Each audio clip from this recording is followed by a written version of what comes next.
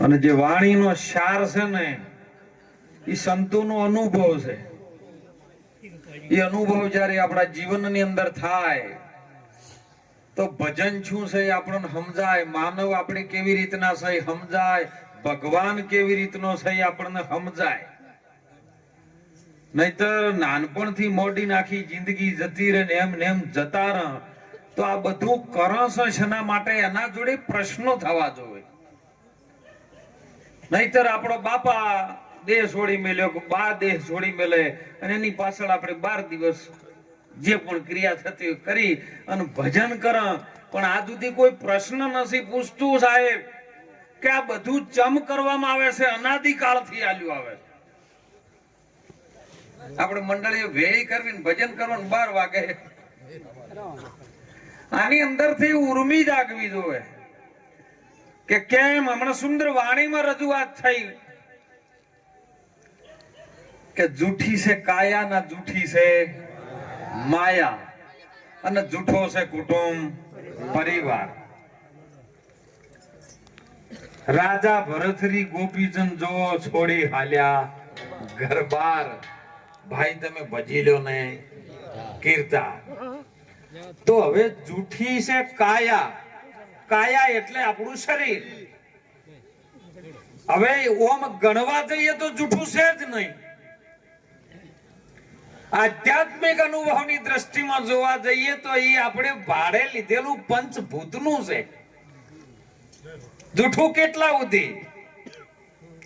કારણ કે આર્યું જ્યારે સમય જાય, કારણ કે જે વખત બન્યું એ દાડે 5 ભૂતોથી બન્યું છે, અને જ્યારે એનું વિસર્જન થશે ત્યારે 5 ભૂતોમાં જેમ છે એમનું એમ જ હમાય. તો જૂઠું તો છે જ નહીં. તો કેવી રીતનું ને સત્ય માનવું? તો મહાપુરુષો સંતો કે છે કે ઘાટ મળ્યો એનાથી. આ ઘાટ વસ્તુની હોય કણ વાત જ થાય એવી નથી. ઘાટ વસ્તુ છે ને એ પરમાત્મા સ્વરૂપ છે, નિજ સ્વરૂપ છે, અને એનું આપણે વર્ણન કરી શકે એવા નથી. નિજી આ ધર્મનો મહિમા છે મોટો, એ તો મુખે કયો નહીં જાય. જે કોઈ એના શરણે જાય એ ભવસાગર પાર ઉતરી જાય. જોઈ લો ભાઈ આ ભાવનો છે બધો. બસ આપણે મળ્યા એની અંદર આપણે એકબીજાને ભાવ પ્રેમ પ્રગટ થયો. આ બસ આ મેળો છે એની અંદર તમે મળી દો. 5 ભૂતોના શરીરથી જે આપણો ઘાટ બંધાણો ને ઘાટ વગર વાત થાય એવી નથી. કોઈ બોર પાડ્યો હોય આપણે અને પછી રીંગ ચાલી અઠવાડિયા સુધી, હું તો કહું આપણે હોય બેઠા છે ને તે પાણી તો છે જ કટાય, પણ એને કાઢવું પડે. તો રીંગ વાળાને બોલાવવા, રીંગ વાળાને જે પણ બોનું થતું હોય આલવું પડે. અને બોનું આલ્યા પછી રીંગ વાળો ઘુમેડે બધું અઠવાડિયા સુધી, અને પછી એમાંથી પાણી આવે, નળ નાખ, પાઇપો ગોઠવા, અને પાણી આવે એટલે બધા થાળમાં કંકુમ ચોખા ગોળ ને ધોણા ને બધું પેડા લઈને જોઈ હડો ભાઈ આપણે પાણી આવ્યું વધાવવું પડશે. હવે તમે એ જઈને પાણી વધાવવા દો છો કે બોરનું ભૂંગળું વધાવો છો? તો બોલો આવ્યું તું શું તમે વધાવતા હતા છે ને? એના માટે તો મજૂરી હતી. તો ભૂંગળા ચોલ્લા કેમ કર્યા? વિચારજો હું આ બધી લક્ષની ખાલી કહેવા પૂરતી નહીં. લક્ષ અલક્ષ અવિનાશી અલક્ષ એમ નહીં, સીધું તમારી સાથે જોઈન્ટ થવું જોઈએ કે આ વાત આપણે કંસે પણ એનું પ્રમાણ આપણી પાસે છે કે નહીં. અને સીધું આપણા જોડે જોઈન્ટ થાય, આપણને એનો અનુભવ થાય. જેમ ગોળ મૂઢામાં મૂકો ને ગળ પણ ખબર પડી જાય કે ગોળ ગળ્યો છે એવો અનુભવ થઈ જાય. અને અનુભવ થઈ ગયા પછી બોલાતું જ નથી. એ પાણી કબીર કુવા એક હે પનહારી સબ અનેક, બર્તન સબ ન્યારે ભય પણ પાनी सब में एक. ये पानी पानी रे पानी तेरा रंग कैसा जिसमें मिला हो ऐसा. એ પાણીની ઓળખાણ. અને પાણી કેરી પેદાશ કરી જળથી જુગતી રચાઈ, ઈ સાહેબને આપણે કેમ છોડા? જો તન મન ધન કુરબાની તમે પીવો ને રામ રસ. બસ આ વાતો મહાપુરુષ એ દિશા તરફ લઈ જાય, ઈશારા કરે છે કે જુગો જુગ થી ભજન થતા હોય, પણ જો ઓમાંથી કોક ગુરુ મહારાજનો સંતોનો શબ્દ જો લઈ લે અને શબ્દ જેના હૃદયમાં ચોંટી જાય ને, પછી એની દિશા ને દશા બે બદલાવાનું ચાલુ થાય. આપણે રોમા પીરી હોય થી છે ને, તો આપણે ગોમડામાં કોઈ સીવતા હોય તો કાપડ લઈ કે ધજા સીવડાવી, ભાઈ દરજી સમાજ હોય સીવે, અને સીવ્યા પછી હોય થી લઈને તિલક કરીને તો રણુજા દે ને એટલે ધજા ન રહે, તેઓ જઈને નેજો થઈ જાય. એમ આપણા જીવનની અંદર સતત ભજન આપણા જીવનમાં આવતું હોય લાલભાઈ, પછી એના અંદરથી પરિવર્તન આવવું જોઈએ. અને પરિવર્તન જો ના આવે ને તો ખાલી ગાયું બજાયું ને હોભળ્યું અને ઘેર જઈને હુઈ ગયા, બીજું કાંઈ નહીં. શા માટે આ જીવનમાં કરવું પડે? એના કરતી કોઈક ધંધો કરો તો એમાં કોઈક બે પૈસા મળે છે. પણ એની અંદર જો આવતા હોય તો કનવરજી સાહેબે સુંદર વાત કરી કે ભક્તો ઉપર બધાની નજર હોય આખા ગામની, કે આ ભક્તો જો જોઈ છે. અને જો તમે કદાચ ગલત રસ્તા ઉપર ચાલ્યા ને તો ધર્મને લોચ આવશે સાહેબ. ધર્મ આપણાથી ન બદલાવો જોવે, ધર્મ ઉપર આંચ ના આવવી જોવે, એવું આપણું જીવન ભજનમાં થઈ જવું જોવે સાહેબ. અને એ મહાપુરુષોએ સંતોએ રાત દિવસ પુકાર કર્યો કે પોચ ભૂતોનું શરીર મળ્યું પણ ઘાટ, એ ભાડાનું મળ્યું છે, ગમે એ ટાઈમે ખાલી કરવું પડશે ને. હું તો દરેકને વિનંતી કરું છું સાહેબ કે આપણે કોઈ મકાન ભાડે રાખવું હોય, જો ભજન કરો તો હો, ભજનની રીત આખી જુદી છે. અને કરજો, એક વખત એનો અનુભવ કરજો. જો તમારા જીવનમાં તમારી લાઈટ ન થાય ને તો મને કહેજો, પણ સંતોષજી કીસી ઈ કરો તો. તમે મકાન કોઈ ભાડે રાખો, 1 વર્ષનો કરાર આવે, પણ સ્ટેમ્પ ઉપર લખવામાં આવે 11 મહિના. 1 મહિના પહેલો ઘર મકાન જે રાખ્યું ને ભાડે, ભાડુતી વાળો એ તમને કે ભાઈ હવે 12 મહિના પૂરા થવાના આયા છે, 11 મહિને તમને જોણ કરી દે કે મહિના પછી આ ખાલી કરવું. જો તમે ભજન કરો અને જો સાચો ધણી ધારી લ્યો તો મહિના પહેલો એ જોણ ન કરે, અને જો ના કર્યો હોય તો સમજો કે તંબુરા કુટ્યા મંજીરા વગાડ્યા. ખૂબ યાદ રાખજો સાહેબ, એ જૂઠી છે કાયા. કેમ કે ઈ કહેવા રહેતી નથી, દગો દઈ જાય છે એટલે જૂઠી માની છે. જૂઠી છે આ બધી માયા. તો માયા એટલે શું? જાણવી તો પડે ને. જૂઠી છે કાયા ને જૂઠી છે માયા. તો કાયા તો એમ કરે કે ભાડે મળી હતી, ભાડે પાછો લઈ જાય, પણ એનો મેન ધણી છે ને ઈ પ્રાણ છે.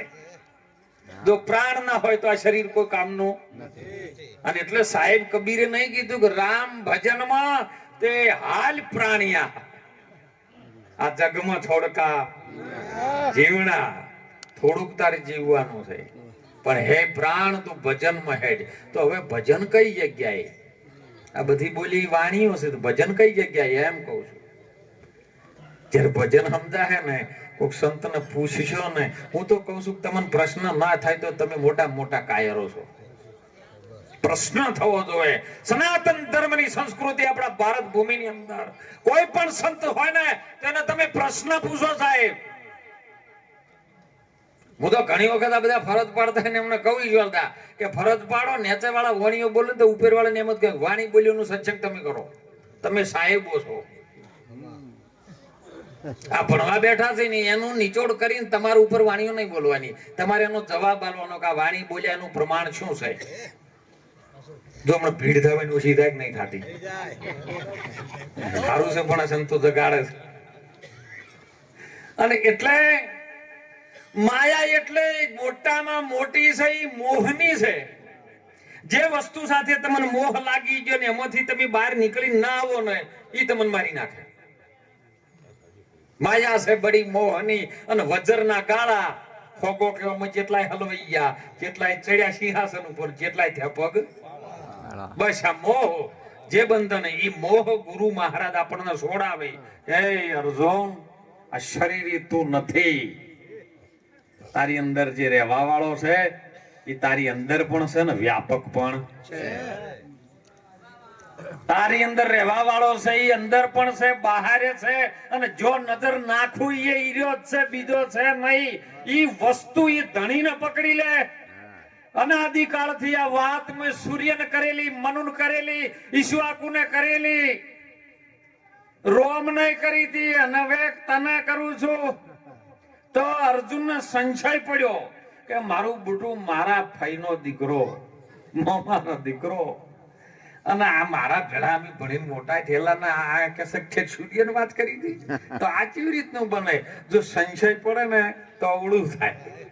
દેવાયત ન પડ્યો તો ઇન્દ્રની અપ્સરા હતી એમના ઘેર સાહેબ દેવલબા, અને ત્યો કણે જોયું ને પંડિત હતો, પંડિત ભણેલો હતો બહુ, પણ ઇન્દ્રના દરબારમાં જયારે આ વાત ચાલી ને એટલે એમ કીધું કે આપણે બેન લગ્ન કરવા છે. લગ્ન થયા છે, પણ એની શરત મૂકી હતી કે જો હું ઇન્દ્રના ઘરની અપ્સરા છું. ઓમય આપણી પોચ ઇન્દ્રિયોની ઘેર એક અપ્સરા છે, અપ્સરા, અને એનું નામ છે શુરતા. તમારા હંગાત લગ્ન કરે એ ગુરુ મહારાજના વચન હંગાત કેમ ન કરે? પણ આપણે એને લગ્ન કરાવતા જ નથી. અને ત્યારે શરત મૂકી કે જો તમે મારા ઉપર સંશય કરશો ને હું ઘડીવાર રોકાયો. અને સાહેબ એના ગુરુ મહારાજ જયારે શોભાજી આવે ને એટલે બે જણ વાતો કરતા હોય ને એટલે પેલા સંશય પડી મારી જોડે વાતો નથી કરતી, અને આ આવે છે એની જોડે વાતો કરવા ઢૂચી પડે નક્કી કોક. બસ એ શંકારે પડીને જેને જવડું જો, અને પછી દેવાયત ભૂલી ગયો છે ભણકારા વાગે રે એને એના રંગ મોલમાં. સાહેબ એથી તો અભિમાનો હમણાં વાત આવી હતી ને કે ધૂળના ટેફા તને શેનું અભિમાન છે? એને અભિમાન ચડી ગયો કે આ બધું ખોટું ચાલે છે, મારા ઉપર આવું છે, અને રથ લઈને નીકળી ગયો સાહેબ ક્રોધમાં. ત્યાંથી બહાર નીકળતે નીકળતે હાલનું મજેવડી, જુનાગઢ ની બાજુમાં મજેવડી ગામ છે, અને ત્યાં કણે હોળો છે, એક ધરો છે, આપણે જેમ હોય છે ને એવો. અને ત્યાં કણે રથ લઈને ગાયો રીશે બળેલો હતો, અને એમાં રથનો ધરો તૂટી ગયો. હવે ધરો રથનો તૂટી ગયો એટલે રથનો હોતો પડે ને, હું અમૈયા ધરો તૂટી ગયો છે. વચ્ચે નાભીનો જે ધરો છે ને એમાં તમે શબ્દ જ નહીં આપવા જતા, એ ધરો તૂટી ગયો છે. એ કોઈ સદગુરુ મળે તો વાટી દે ને. હવે સાહેબ નક્કી કર્યું કે આ ધરાને હવે વધવો છે, પણ કોણ મળે હોય કા? કોઈને કીધું કોઈ કણે દેવતણખી બાપા રહે છે, એને એમની દીકરી છે, તમે તો જો એટલે રહ્યો તો ગયો કે તમે મારો રથનો ધરો વધી દો ને. આ કાયા રૂપી રથ છે ને એનો ધરો જો ના હંધાય ને ઈશ્વરભાઈ ત્યાં સુધી ભજન ના થાય. હો ભજન કે અવરાજ નહીં મહારાજ. અને સાહેબ ત્યાં જ્યાં ને એટલે પેલા કીધું કે આજ તો 11 નો દિવસ છે, અમે આ દાડે ધમણ ચલાવતા. જો અનાદિકાળથી 11 ની એકાદશી સંતો મહાપુરુષો પણ કરતા. એકાદશી કેતા છે ને કે આજ 11 અમે ધમણ ચલાવતા. અમરીશ રાજાએ પણ બાપુ 11 કરતા. અને ઈ 11 નું પરિબળ જયારે એવું પાક્યું ને, અને જયારે દુર્વાસા મુનિ હોમાં પડ્યા ને એટલે ભગવાનનું ભજન કરતા હતા, તો ભગવાને સુદર્શન છોડ્યું સાહેબ અને હર્યા નાખ્યા. કારણ કે ભક્તને જયારે તમે હેરાન કરવાનું ચાલુ કરો ને એટલે પેલો ભૂદરો આવે ને એટલે સુદર્શન ચક્ર છોડ્યું. દુર્વાસા મુનિ કોઈ હંગ્રત નહીં, કારણ કે આ તો ભગવાનનું સુદર્શન. એમ હાલ મહાપુરુષો જે સુદર્શન છે ને જ્ઞાનનું ચક્ર છે. સુદર્શન એટલે ઓગળી પર ભંભાન ચાલુ થઈને મહિના કર્યું નહીં, એ તો ટીવી સિરિયલોમાં જેમ બતાવ્યું, પણ જ્ઞાનનું ચક્ર છોડ્યું. દુર્વાસાને નાખ્યા બ્રહ્માજી પાસે, જ્યાં મને ગમે કરો બચાવો, કે પાછળ આવે છે ભગવાન નારાયણનું સુદર્શન કે ભાઈ હું આને બચાવી શકું નહીં. શિવ પાસે ગયા, ભગવાન ભોળિયાનાથ પાસે. ભોળોનાથ કે ભાઈ જેનો ગુનો કર્યો છે એને પાસે જા, તમે જેનો ગુનો કરો ને ત્યાં સુધી ઈર્યો ના ઠરે ને ત્યાં સુધી ગુનાનું ફળ થાય કદી ન પ્રાપ્ત થાય. તમે ગુનો કર્યો છે ગર્ભવાસમાં, તમે તમારો ગુનો કર્યો છે, ગર્ભવાસમાં બોલ્યા, ભક્તિ કબૂલી, બહાર આવીને ગયો ભૂલી. જેમ કે ગુનો તમે ધણીનો કર્યો છે, હવે ઈ ગુનો જોગથી તમે એની પાસે જઈને ન કબૂલો તો ઉધી હો રથ જાયવો. અને જ્યારે ભગવાન ભોળાનાથે કીધું એટલે આર્યા નાઠ્યા પછી વિષ્ણુ ભગવાન પાસે તમારું છે તમે પાછું વાળો કે ભાઈ ના, એ જેનો ગુનો કર્યો છે આયા છે તે અમરીશ રાજા પાસે. અને અમરીશ રાજાએ વિનંતી કરી કે હવે ઓન છોડી મેલો રહેવાય, ગમે એવા તો ઋષિ છે સાહેબ. અને પછી ભગવાનને ચક્ર પાછું વાળીને ઠેકાણું પડ્યું. એમ ઓનોય અહંકારમાં ધરો તૂટી ગયો.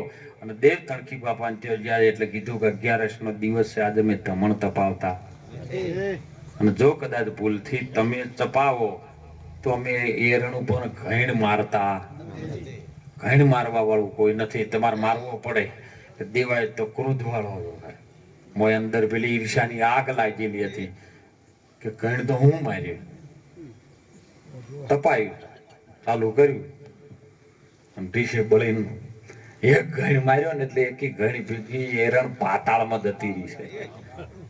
બોલો, વામન સ્વરૂપે મારો નાથજી પધાર્યા, રાજા બલીને દ્વાર. એ શુક્રાચાર્ય એમ બોલ્યા છે, આ તો સર્વે વસ્તુમાં છે યાદ.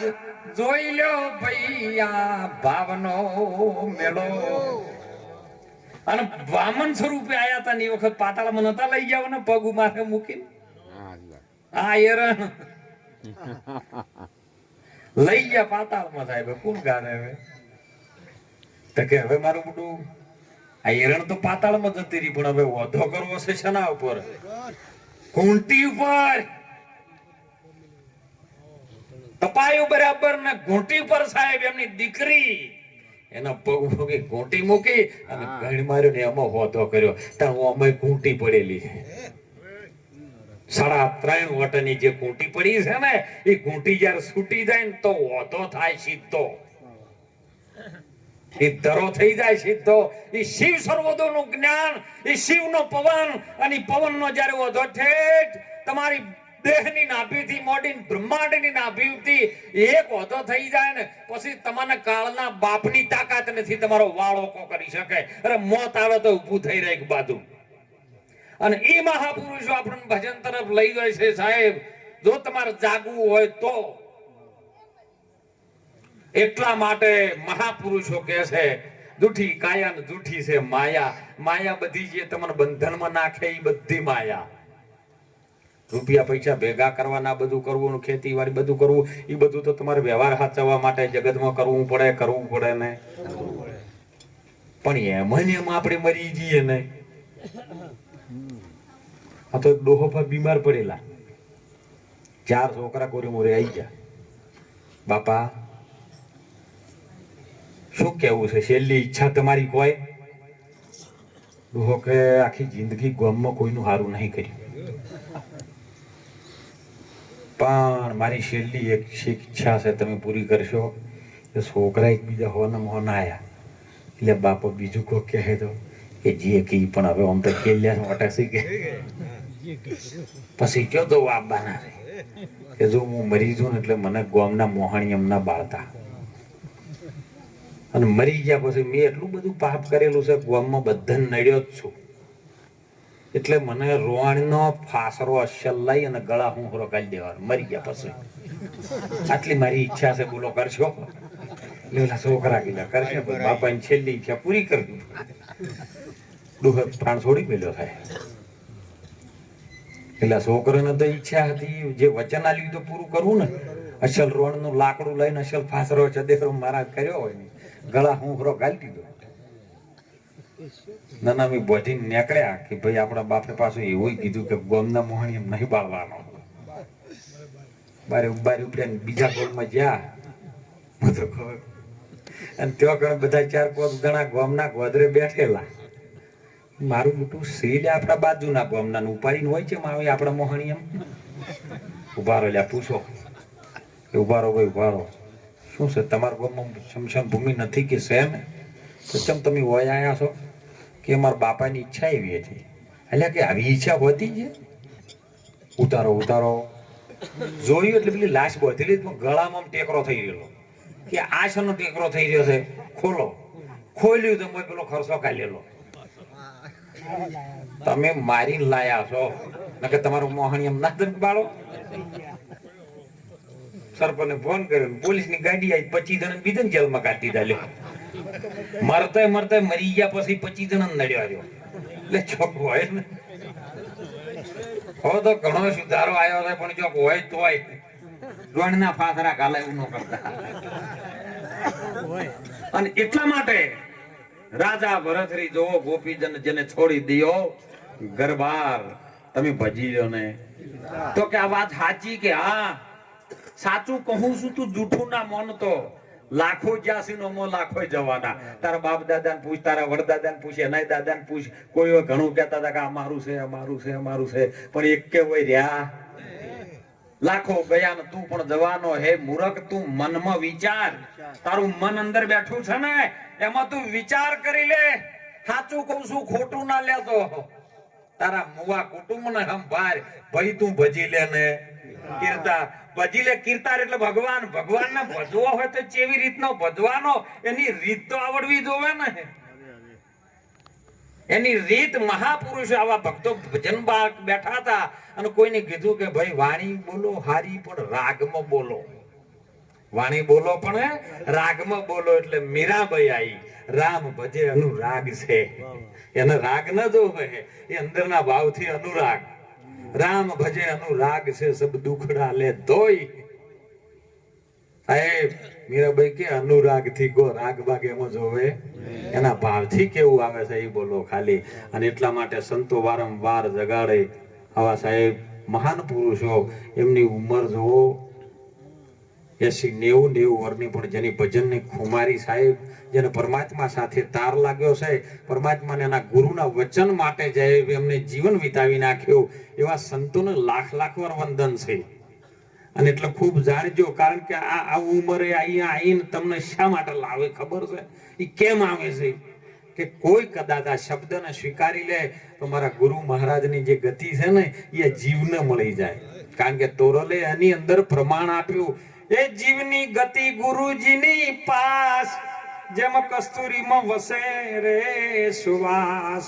પવન પાણી ને પ્રકાશ, 14 લોક કરે એની આશ. આવો જે સદરાય આપણે, પ્રેમ હોય તો ભળી રે, અને સદગુરુ પૂરા હોય તો જન મળી રે. સદગુરુ પૂરા, એને પૂરા શબ્દ વાપરવા પડ્યા છે, જેમ કે ચોક અધૂરા હોય. અને એટલે માનવ જન્મ મળ્યો છે સાહેબ. આ માણસના જન્મમાં જે કરવું એ કરી લેજો. સુંદર અમને કરવાજી ના કીધું, ખારું કરી લેજો. જવાની જે ભજન કરવું એ કરી લેજો સાહેબ.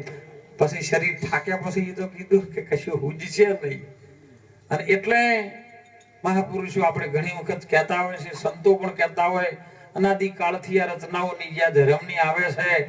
તમે કોઈ પણ સંપ્રદાયમાં હોય, કોઈ પણ પંથમાં હોય, તો આપણે પંથાપંથી કરી અને ધર્મને બગાડવાનો બસ. બધા એક જ તાગાનો છે. જ્યાં મેળો ભરાતો હોય અને મેળાની અંદર કોઈ નટ આવે અને એ પાછળ પડદો મારીને કાળી દોરી ઉપર રમકડ રમાડતો હોય. દોરી ન દેખાતી પેલી આપણે જોવા જતા, અને દોરી ન દેખાય પણ બાદશાહ હોય ને, બિરબલ હોય ને, રોણી હોય ને, સંસાર બધો હોય ને, લડાતા હોય ને, ઝઘડતા હોય ને, અને પછી બધો ખેલ પૂરો થઈ રહે ને એટલે બધું ઉપાડીને જોવો ને એમાં અંદર તો એક જ ટોપલામાં બધું પડ્યું હોય.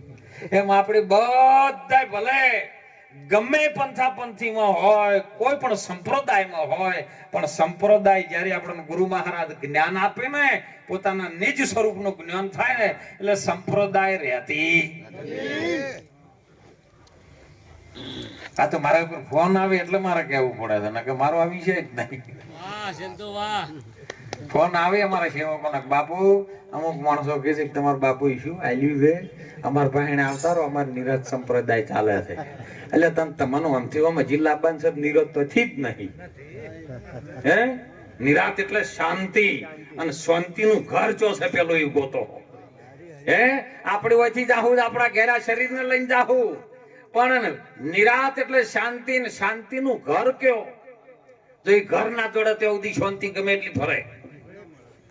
અને એટલા માટે સંતોએ કીધું, મહાપુરુષે કીધું, ભક્તિ તમે એવી કરો, ભજનમાં આવો, ભજન ગો, વાણી કરો, આનંદ કરો, પણ એવું ભજન કરો સાહેબ કે જેમ નાનો 8 વર્ષનો બાળક ભક્ત પહેલા જ્યારે એના બાપના હોમો પડ્યો, ધર્મના માટે, સત્યના માટે નારદ મુનિએ મહામંત્ર આપી દીધો સાહેબ.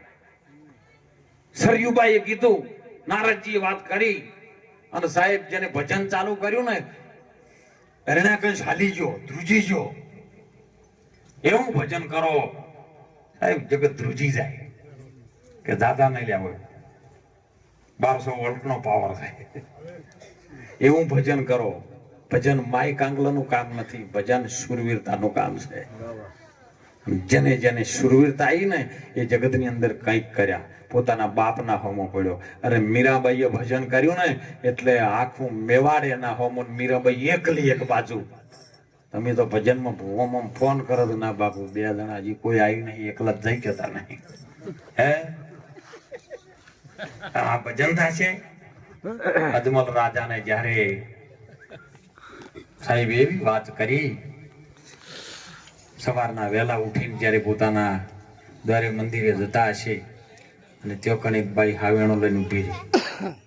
એટલે કીધું કે બેન, હાવેણો આડો કરીને કેમ ઊભી છે? કે બાપા સાચી વાત કહું, તમે ખોટું લાગશે, તમે તો રાજા છો, અમે રહીએ તો છીએ, પણ તમને કદાચ આવી વાત કરે ખોટું લાગે તો કે ના, કે હું હોળ લઈને જાઉં છું, પણ તમે કેમ આડો ઉભા સાહેબ?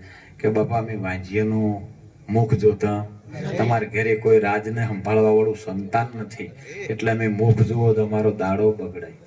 અને સાહેબ ચોટ લાગી અંદર, શબ્દની ચોટ જયારે લાગી ને એટલે ભગવાન કહેતા નારી બચવું હોય તો હવે શું કરવું પડે? કે દ્વારકા જો, દ્વારકા મારો કાળિયો ઠાકર ભગવાન કઈ ગયેલો છે અનાદિકાળથી, કે હું દ્વારકામાં અવતાર લેવો ને પછી પોકરણમાં આવ્યો, તો તમારો હવે ટાઈમ થઈ ગયો છે, તમે એ જો. બાળી નાથે કીધું આવું કે જો હવે ત્યો મારો નાથ આવશે ને. અને સાહેબ ત્યાંથી હાથમાં તુલસી વાઈને ત્યો કણ પૂનમે નીકળ્યા, અને ત્યો જ્યાં ને એટલે મંદિરે પૂજારી પૂજા કરતો હતો, મંદિરની દ્વારકાધીશની. હાથમાં લાડવા લઈને જેલા કે મારા ભગવાનને ખવડાવું. ત્યાં ઉભા રહ્યા પૂજારી, વાત કરી કે મારે ભગવાનને લાડવા ખવડાવવા છે.